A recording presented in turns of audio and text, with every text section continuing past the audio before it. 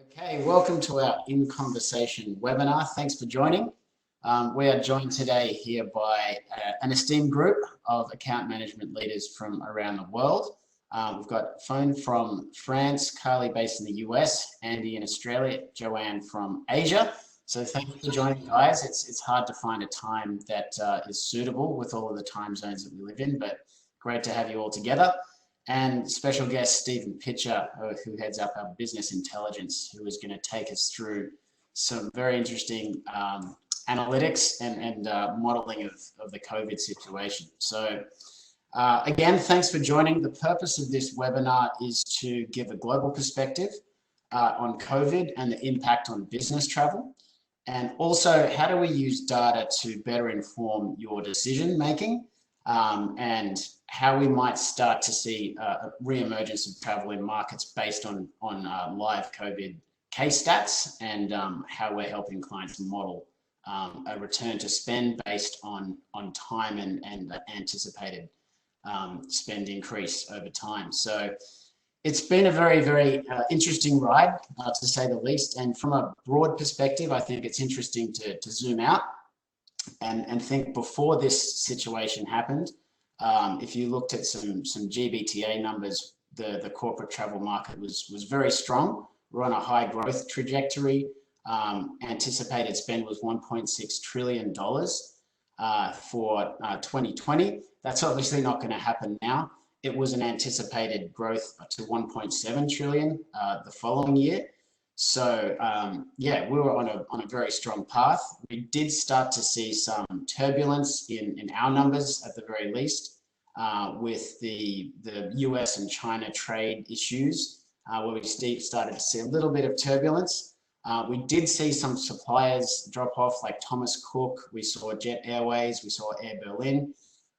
So we did start to see a little turbulence, and then we fell off a cliff, and here we are. So what started out as a seemingly isolated issue as well has definitely grown, and there's an estimated impact to the corporate travel industry of $820 billion, again, going back to the GBTA stats. And we have most companies that are surveyed cancelling 95% plus of their corporate business travel, of their meetings and everything like that. So this is a big deal. And it's not just in the corporate travel industry. The travel and tourism industry as a whole contributes about 10% of global GDP. We as a business travel industry make up about 22% of this. So it is a big impact to the industry, but also a very, very big impact to the economy in a more broad sense. So really the question is, what now and what next? How do we navigate this? And I'm here with my panel to walk through, firstly, the facts. We want to look at the data. We want to look at just some spend modeling of where we're at, and also a very, very clever use of live data integration into our reporting platform to help understand what recovery might look like. And we're not trying to give you a scalpel and an exact particular day of each country things are going to turn back to normal, but we're helping you with a navigational point of how to start making decisions based on that. So without further ado, Steve and I might just throw over to you for a quick introduction. Do you mind just giving us a quick intro of who you are and what you do? Yeah, thanks, Scott. I'm our Vice President of Development. I oversee development for our client-facing applications across the globe. And my background is in analytics and also business intelligence. So it's okay, I'll begin, Scott, running through what we've built for our clients. Fantastic, thank you.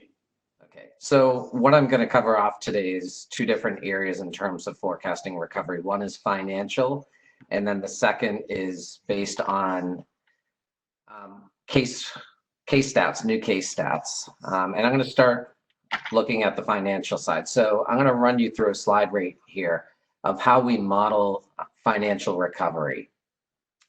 So on this slide, you're going to see, and I'm going to start with the blue bars to the left here. This is where in 2020, this is where ticket counts were pre coronavirus prior to when it had occurred for us. You'll see month by month here the ticket counts, and then when the coronavirus came, business sort of fell off a cliff. So you've got your ticket counts dropped significantly. Across the top here, we look at these red dashes. All these red dashes are your previous business year in terms of ticket counts. So you can see the ticket counts, and then you're going to see a sloping at the end of the year. So we're looking at a calendar year. Typically, travel slows down in November and in December for some periods during holidays. But what you have here is you've got your ticket counts, and then it fell off. And then here at the bottom here, you've got your actual ticket counts. And then you're going to see where we are in our current week. And then how we model things is based on a recovery is how many days from now. So if we're in our current week, we hypothetically look at how many days from this point will recovery start. So here in this particular model, we're looking at 30 days to recover. So that's this period from here to here, this 30 days. So we're doing approximately about 1% of the previous year's business during this 30 days. So if we started to recover after the 30 days, that's where we're looking at this week in this period here. You're going to start to see a growth. And we're comparing that versus the previous year. So when we're modeling it, the goal here is you see 30 days to recover, and then at the top it says hit 50% by the end of the year. The 50% by the end of the year is here, and I'll explain that in a few minutes. But what we have is recovery starts, and what we're looking at is a linear growth starting when the recovery starts. And you'll see that growth go week by week, and it closes the margin with the previous year. So when you're seeing this red dash, you're going to see that margin start to close. And then by the end of the year, so this is your estimated transactions with the linear growth here. And then once you hit week 52, then this being your ticket count, this is your projected ticket count. This is where you were the previous year. Some people, when they look at our recovery model, they say, why shouldn't this be a growth line that keeps going up and up and up? But the reality is at the end of the year where business travel falls off during the holiday week, primarily around Christmas, Hanukkah, New Year's, you've got a significant drop. So the idea here is you're at about 50% of your week 52 from the previous year. Yeah. We have different, sorry. Sorry to interrupt. So I know we're going to go into some sort of live and live data and modeling and stuff like that. And I think just two words to peg in the sand now are linear and exponential. I think that's when you were first explaining this modeling to me as well, the fact that we had an exponential change at the start, and now we're anticipating a linear thing. So even though this is just a static explanation of what it is, that's the pattern that you're seeing based on your sort of research, right? So what we've seen is in the China markets is a linear growth. It hasn't been an exponential growth, but we don't have enough markets that are recovering to really give a perfect model. Not all models are perfect. They're really approximations. So we're using more of a linear growth. So that linear growth would be, week 1, you might be at 1%, then week 2, you're 2%, week 3, 3%, 4%, and so on and so forth. And that's more of the linear growth that we're seeing. So in China, it seems to be going 2%, 4%, 6% each week as it grows. And it's not going in an exponential growth. Okay. I'll go into our reporting tool right now, just after I've explained this,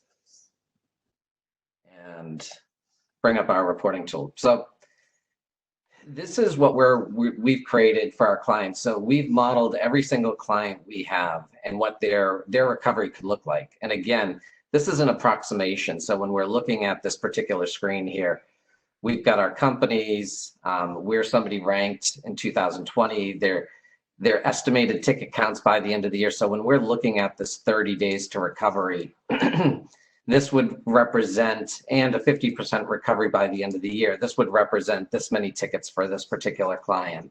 Whereas in 2019, this is where they were for their total ticket count. So this is the estimation of where their variance would be year over year by the end of the year if they started recovering in 30 days and the recovery was 50% by the end of the year. Now, what we have the ability to do is change the recovery model here and say, well, what happens if somebody doesn't start recovering till 60 days from now?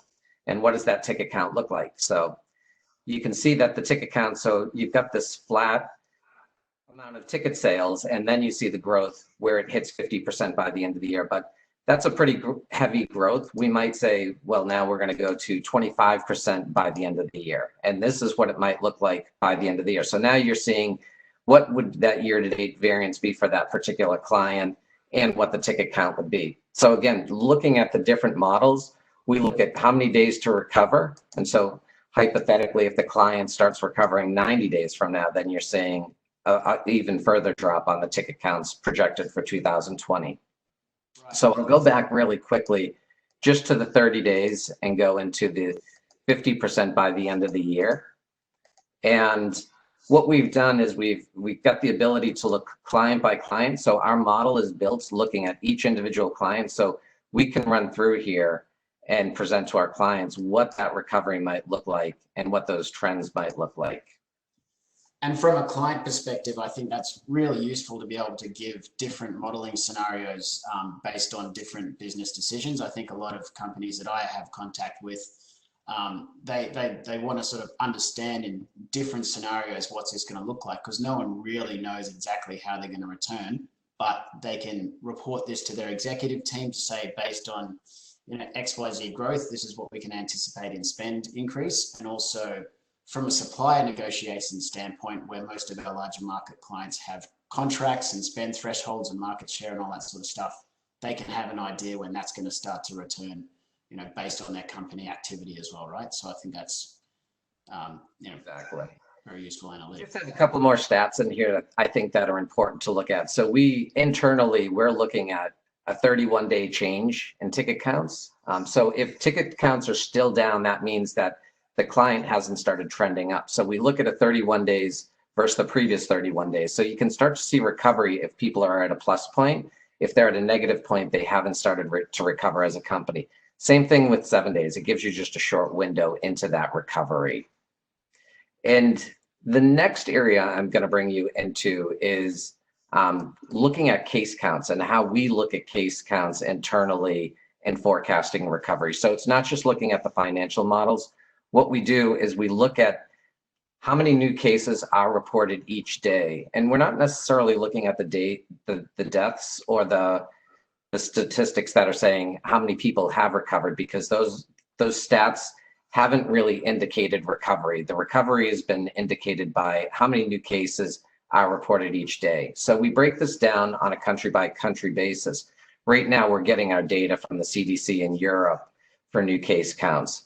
But the idea here is to look at it two different ways. We look at it from a standpoint of how many new cases are there by day. So in the blue here, you're looking at how many reported cases are there by day. And then the other thing that we've done in a lot of our analytics is we're using moving averages.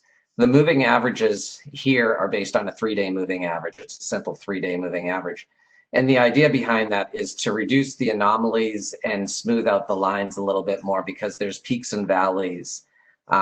So you'll notice if I go back into the blue, you'll see some spikes there, whereas once you go into the right, it's a little bit smoother doing a 3-day moving average.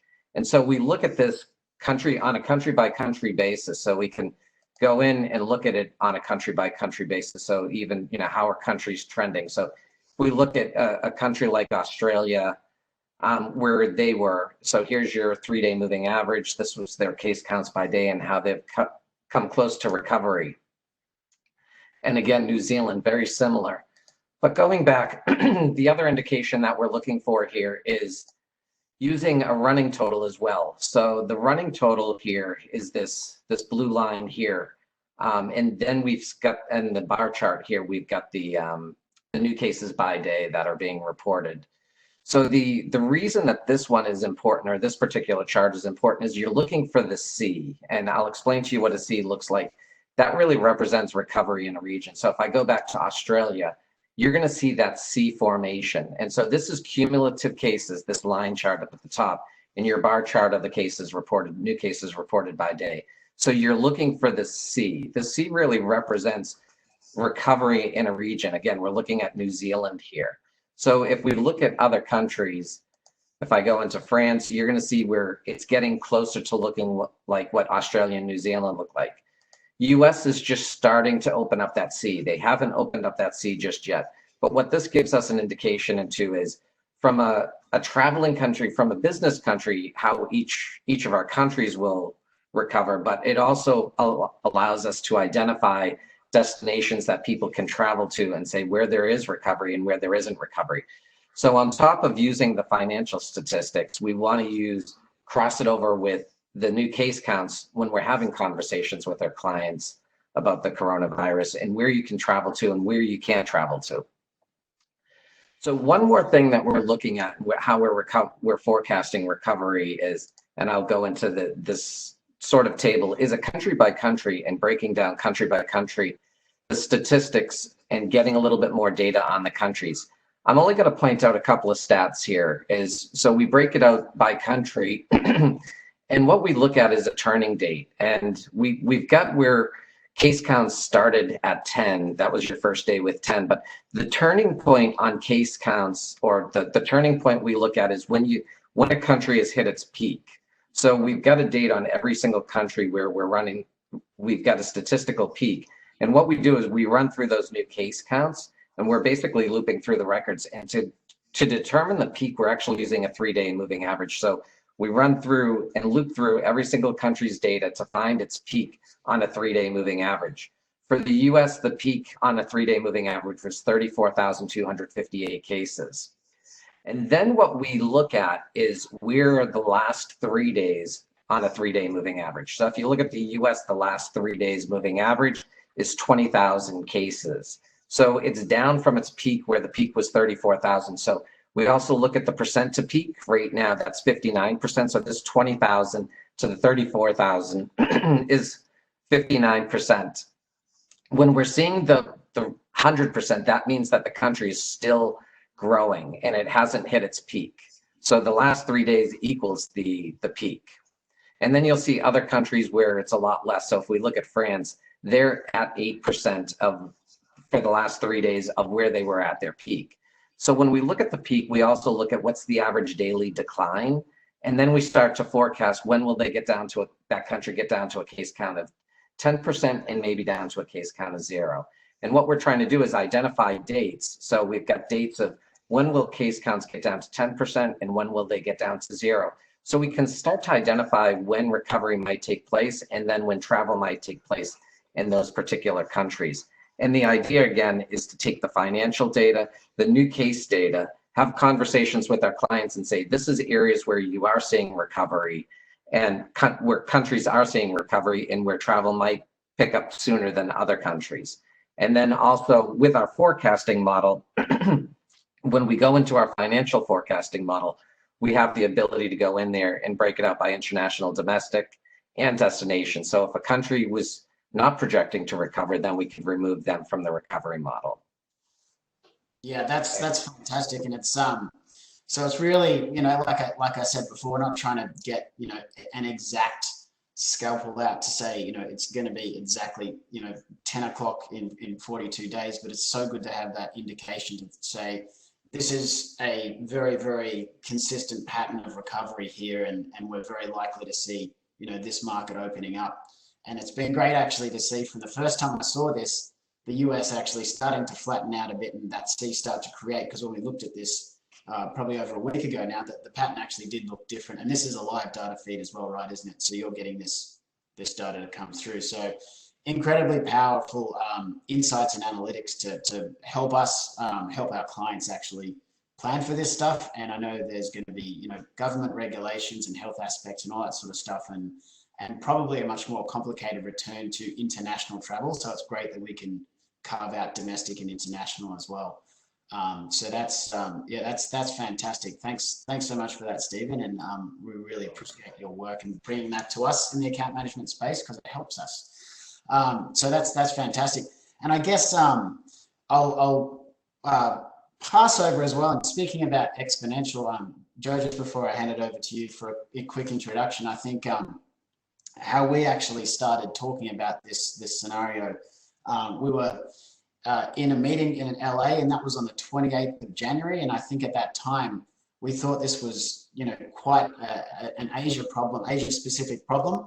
And I think a realization for us both was when you were looking for a face mask in LA on the 28th of January, and we realized that they were all sold out. So it really kind of snowballed from there. So there's a little segue. So Joe, do you want to give a little intro to yourself as well? And then I've just got a couple of questions for you about the Asian market so we can get a little update. Thanks, Scott. And yeah, that was actually my first day with FCM. So my name's Joanne. I joined FCM on the 28th of January. My background is procurement and account management, and I've now come to join as the Director of Account Management for Asia, looking after Malaysia, Singapore, Hong Kong, and China.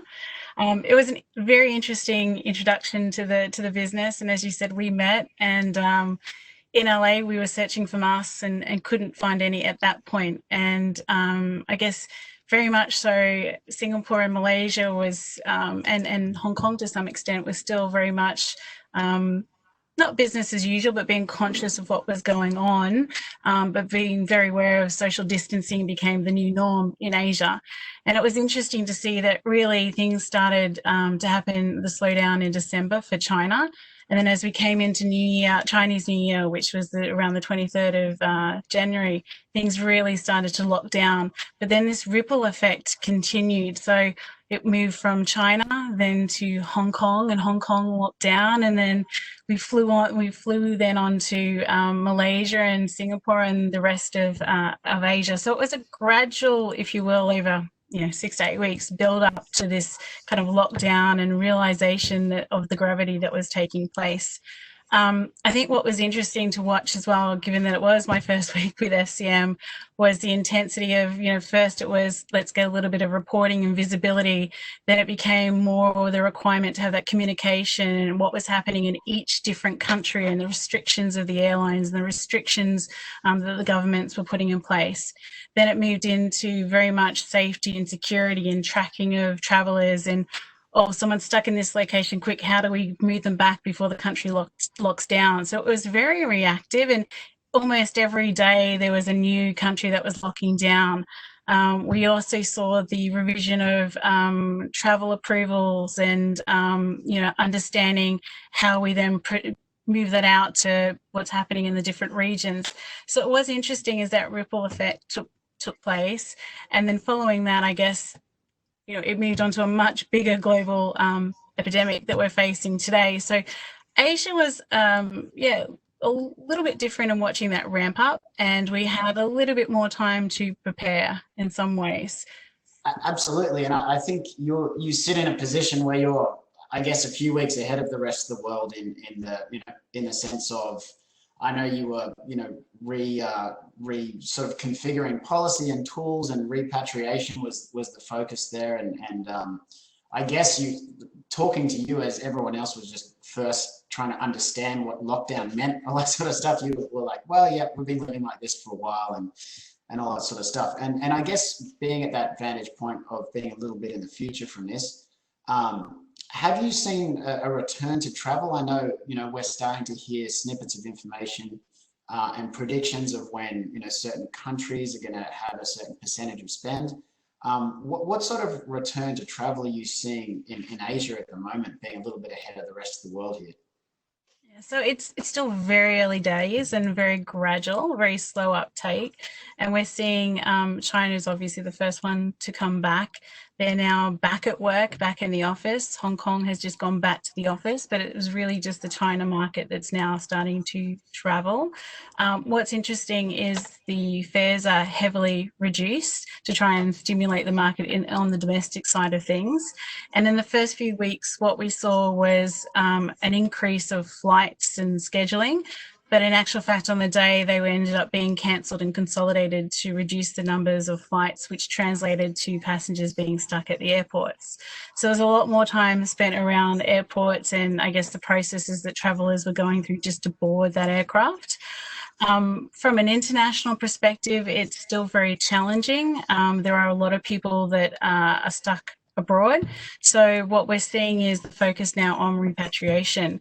There's around about just as an example, 400,000 students stuck abroad in the USA that are trying to get back to China at the moment.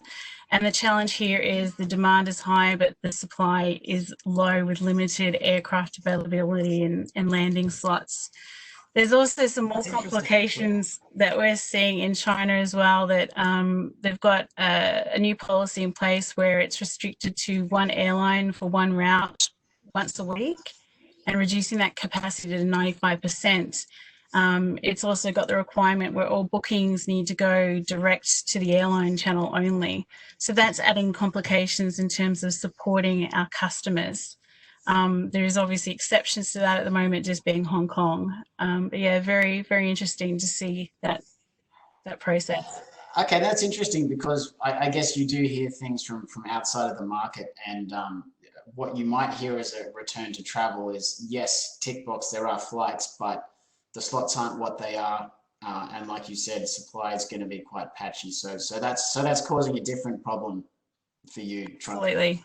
Back into space, and I think we probably might have to anticipate that, limited scheduling and updating of airline schedules and stuff like that, which can sometimes have delays in systems and stuff like that as well. So interesting. And as far as industries go, have you seen any sort of like growth and movement from anyone in particular?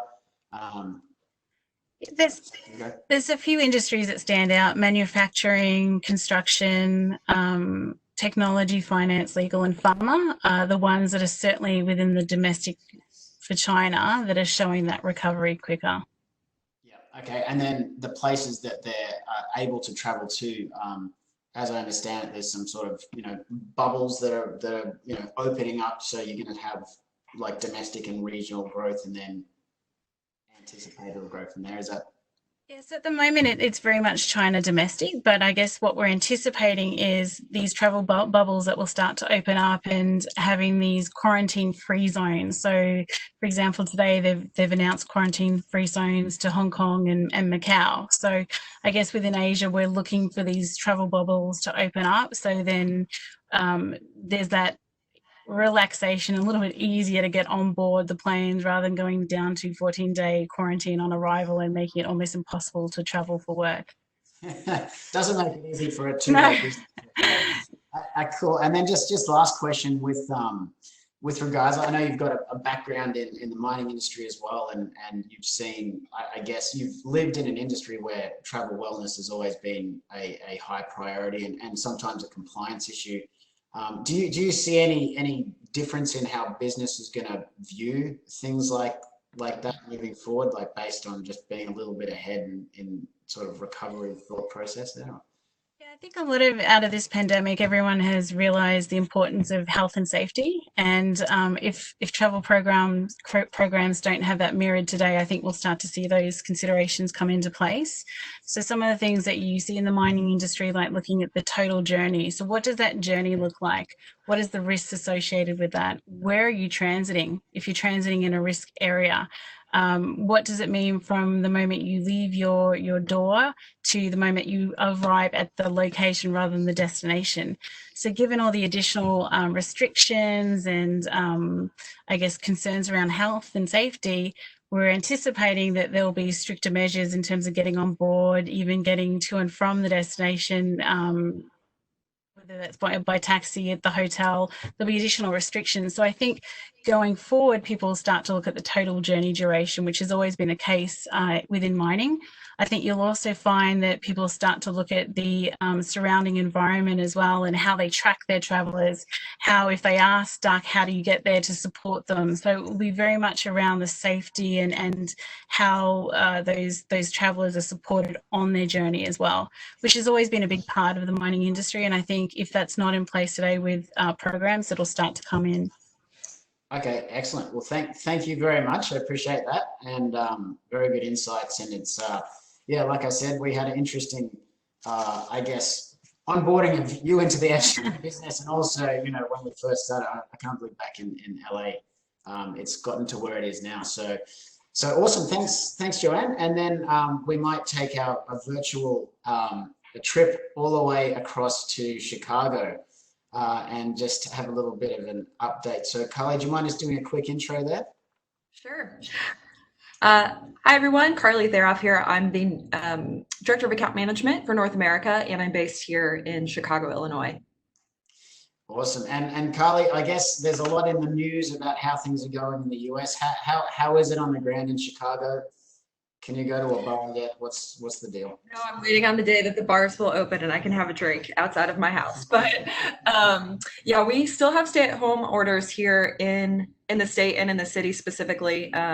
Our cases, are still happening and seem to be, going up, at least in Chicago, but we are one of the largest cities in the US. So, our lakefront trail by Lake Michigan is closed. Some of the parks are closed. However, a couple weeks ago, at the beginning of the month, we are kind of slowly starting to open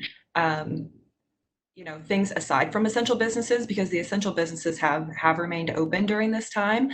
But more restaurants are open now for takeout and delivery only.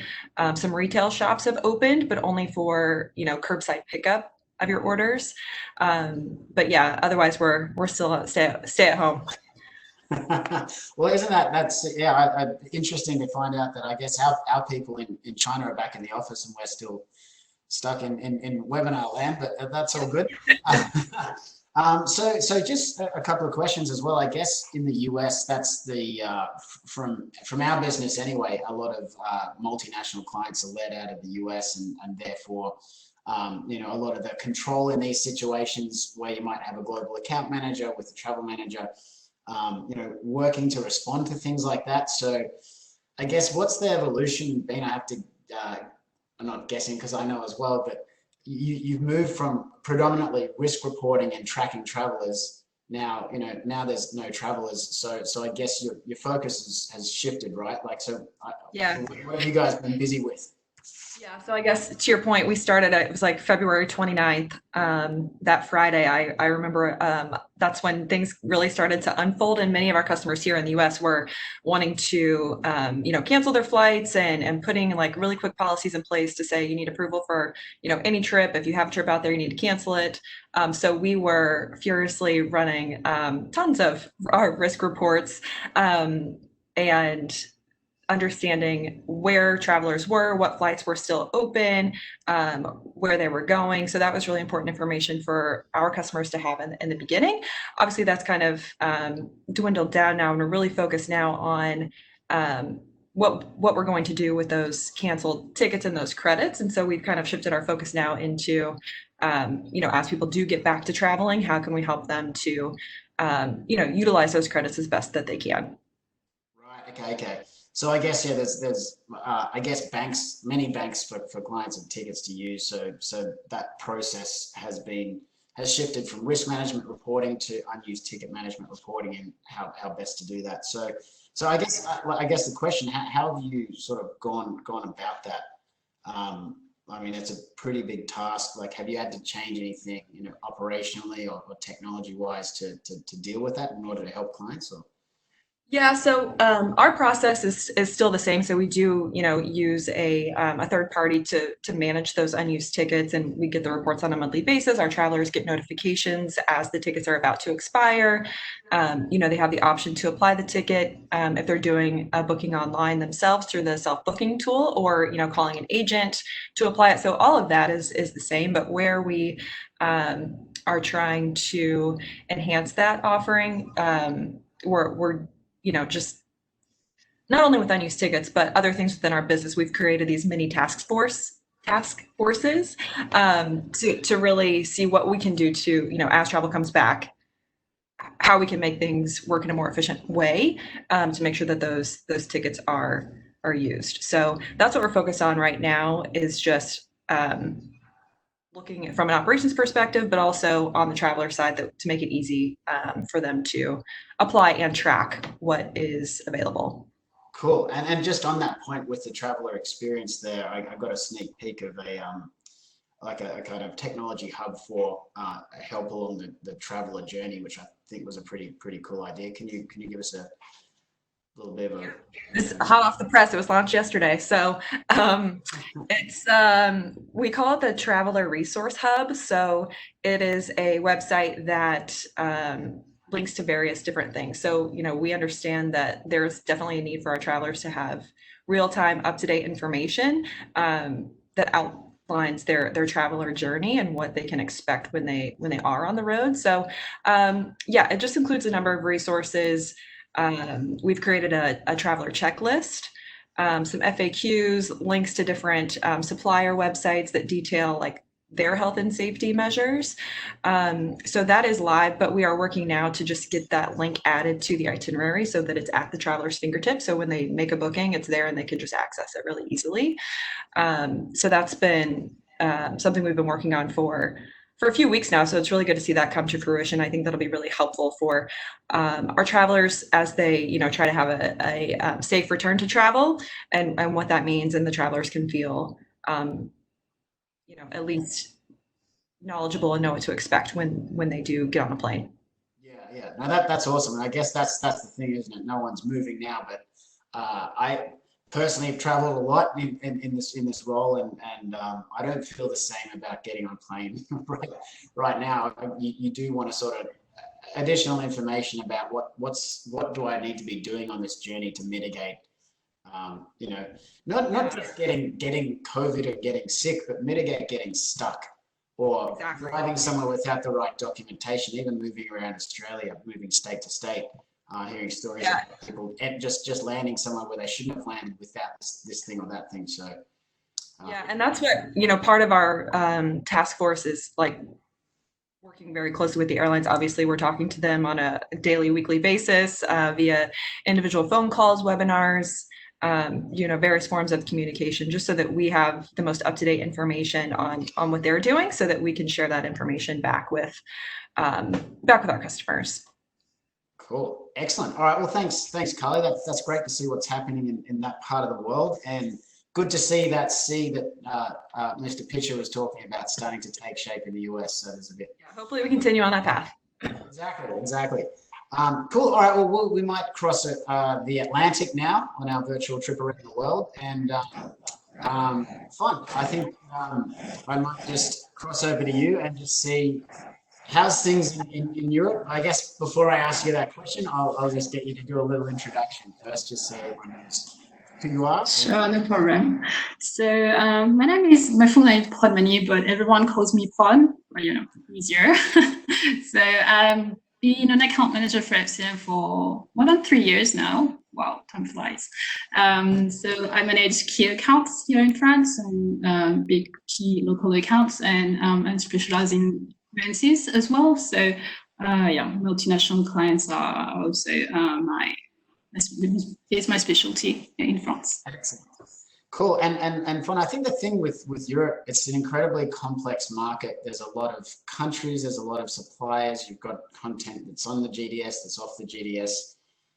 So how are you seeing that this play out in Europe? How are you sort of helping customers understand what's available to them in that such a complex market? Are you seeing this? It is complex. All countries have different situations. There are countries that were badly hit by COVID-19. Think about Italy, Spain, France, the UK. Others do much better, like Germany, Greece, Portugal. Those had less cases and less death as well. So there's really different situations here in Europe. The providers are also very different. You have many low-cost carriers in Europe, and we are monitoring the situation very closely, because from a financial perspective, we don't know which airline is going to survive the crisis. So that's something that we also monitor very closely. We do receive almost daily updates from our partners, so airlines, hotel chains, car rental companies, stuff like that. And I'm part of a task force here in France as well that manage communications to our customers. So what we do is we compile all the information we get, the refund instructions, the updates on their new policies around hygiene, etc. And we compile all of that in a one-page newsletter, and we send it to our customers so they are updated. The key being that, sending communication regularly, but not too many, for them not to be overwhelmed. So that was key. And yes, we try to be proactive around communication as well. I mentioned that before. We put out reports, to see the top routes of our clients and alert them once the route is reopened. So that's something that we're starting to do right now. That's cool. And so as far as the region goes, it is heavily hit. Obviously, we can see the numbers, and there's a lot in the news about Europe as well. As far as traveling goes, you can still travel within Europe. Is that like there's still business travel? Correct. Yeah, so some key travelers could still travel. I got some cases in the UK where key travelers keep on traveling. The oil and gas industry keeps on sending their travelers overseas. From the French market, we had less travels and we focus more on repatriation. So because we work alongside the Ministry of Foreign Affairs, so that's something that we did a lot during March and April. And right now, post lockdown, we kind of see some trends, not right now for France because it's too early. We just eased lockdown last Monday. But if we look at other countries like Germany, for example, we eased lockdown a lot earlier. I think it was during the end of April, 20th of April, something like that. There's a slight increase in domestic travel, but domestic only. But not that many because travelers are still not confident enough, about the safety when they travel. So it's going to take time to recover, that's for sure. But I think that's the trend that we're going to see. Domestic travel first, and then maybe, regional travel, maybe between cities with identical epidemiological situations that might reopen. Yeah, and maybe by rail. Rail might be the first, type of travel that might pick up. And we're lucky enough, in Europe to have a very solid and a good coverage in rail infrastructure. So that's great. Well, that's really interesting, actually. That I mean, that's if you don't sit in Europe, I can tell you, sitting in Australia, rail's not something that you think about too much. But that's a really good point. So the return to travel, like internationally or regionally or intracontinentally, is your rail system, which is most likely going to open up sooner than international airports. So that's something we can think about in policy formulation as we start to come into the recovery of this. Correct. That's an interesting point. And just from a, I guess, proactive standpoint in the market where, you've got, some countries that are still in complete lockdown, you've still got a while to go in the recovery phase here, but what you're doing proactively is actually writing reports on top city for your clients and advising them is open. Is that correct?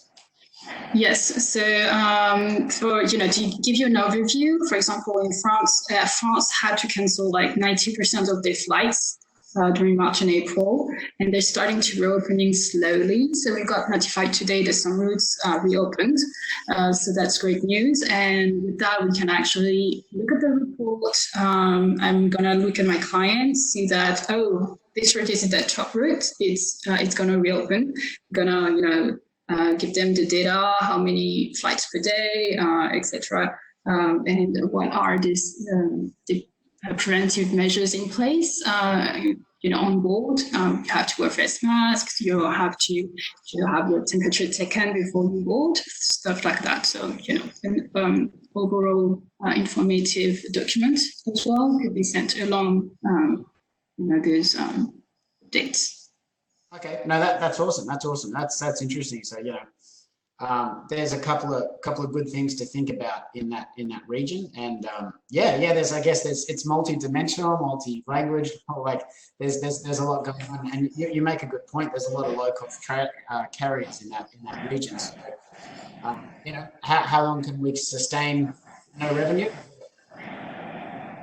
Let's hope so. Let's hope so. So That's we hope.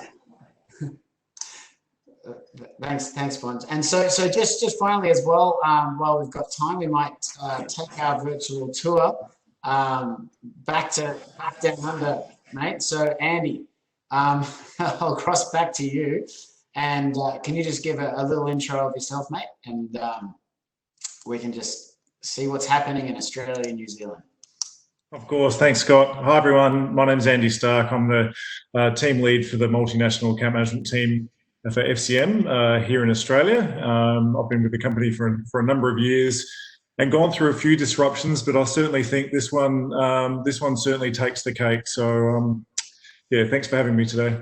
No worries. And so I guess first question, I know, FCM and Flight Centre being driven out of Australia primarily, we've got a lot of, we've seen a long period of time with lots of ups and downs and stuff like that. And I think I've seen a lot of good strategies and resilience and stuff like that.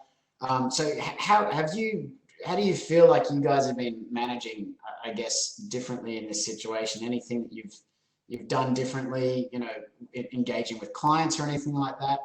Well, we can't meet each other. Yeah, absolutely. I guess, in terms of our approach in Australia, right now we're really ramping up those strategic discussions, with a number of different user groups in preparation for the opening of the borders in Australia and New Zealand, which, touch wood, is not too far away. One methodology that we're using to help facilitate that planning is something called VPGs, which stands for Vision, Plans and Goals. And essentially, a VPG is like a deep dive into a problem or a situation. Think of like a steering committee working in small groups, reflecting on successes, challenges, and learnings, and then creating a really solid roadmap for the future. So that's something we're doing now virtually, and it's working really well. Awesome. And I guess the question, I know you've you guys have sort of been driving a lot of these strategic discussions, and out of that, any learnings that you can share? I know that you've had to manage some policy shifts and changes like we all have. Any kind of insights that you can share from those sort of deeper discussions, or how you guys are positioned? Yeah, probably a few that really resonate for me. I'm sure everybody's thinking the same thing here anyway, but the traveller physical and mental well-being is going to be non-negotiable. The business plan for all of our customer programs needs to have a really clear and digestible exit strategy. I know Joanne actually mentioned this earlier on about the door-to-door full journey, and one of the things that came up from a VPG meeting just yesterday is, so just looping back to Joanne's comment earlier on, we were talking about not only the trip and the journey on the plane and the hotel and so forth, but also just being prepared for the staff and employee moving into other customers' offices, and whether we've got really good plans around what that looks like. Are those offices safe, and is that a safe environment to be in as well? So it sparks some really good discussion there as well. And probably my last point just around the learnings is just, it doesn't matter how robust the program is. I think there's always going to be learnings. There's always going to be opportunities to be better and enhance things. So that's certainly been another key thing that's come out of the VPGs. Right. Okay. And the thing that sort of resonates to me there is kind of the partnership and how you deal with it. It's not just a, you know, we're a TMC and you're a customer, and we're trying to deal with this separately, but actually not getting in a room, but virtually getting in a room to take a really deep dive into, you know, what is your business problem? How can we, you know, think deeply together in how to formulate a plan out of this, which I think it's a great strategy. And I think the vision planning goals methodology is something that we traditionally have used for creating a business plan. But I love the application of this to strategize on how to come out of this COVID situation as well. Yeah, absolutely. It's just I think you absolutely nailed it, Scott. I think it's just a really good collaborative way to ensure that we're aligned, you know, and doing that in small groups and involving a number of different stakeholders is absolutely essential. Excellent. Cool. Well, that's fantastic. And I know we're coming to the end of our allotted webinar time. So I think that's been a great virtual trip around the world. Starting in the deep jungle that is data. So Stephen, thank you very much for giving us that insight, and just a little bit of a summary of that. I think is, you know, we do have some really good modeling that we can provide for our clients, and also I think just taking in very general terms from the case data that we've got fed into our reporting platform. It was an exponential journey into this, and it's going to be a linear or incremental journey out of this for the most part, most likely, and we can help guide those sort of policy making decisions based on this data that we can manipulate and model, and that's great to see. I guess the other thing, going to Asia, seeing how this is played out in Asia. Traveller safety is going to be key coming out of this, and traveller wellness. So we need to think deeper about what the door-to-door experience is and the impact on the traveller. I've had a lot more companies come to me about, you know, green travel programs. The fact that the skies are actually clear right now, I think, is starting to resonate with people as well. So that kind of falls into a similar bucket. I think from the US, thanks, Carly, for that. So we've got you know, strategies around all this bank of credit. How do we use that? How do we get that out so there's no wastage there? And how do we actually give more information on the traveller journey? In Europe, fun, thanks for that update. So we basically, great to see that you guys are being proactive and actually reaching out and saying, this is where you travel to, this is where it's open, here's an opportunity where you can actually move from office to office. That's great. And also thinking about that rail travel fallback plan. And I have seen some policies globally where they're opening up, you know, domestic land travel as a policy. And then Andy as well, I think that VPG concept is something that we can all think about. And in essence, VPG is like an acronym that we love, but strategize together, right? It's a partnership. And you know, if the more we understand your business, the more you open the door to us, the more we can help out as well. So yeah, I think that's a great wrap up, guys. I really appreciate your time. Thanks for listening.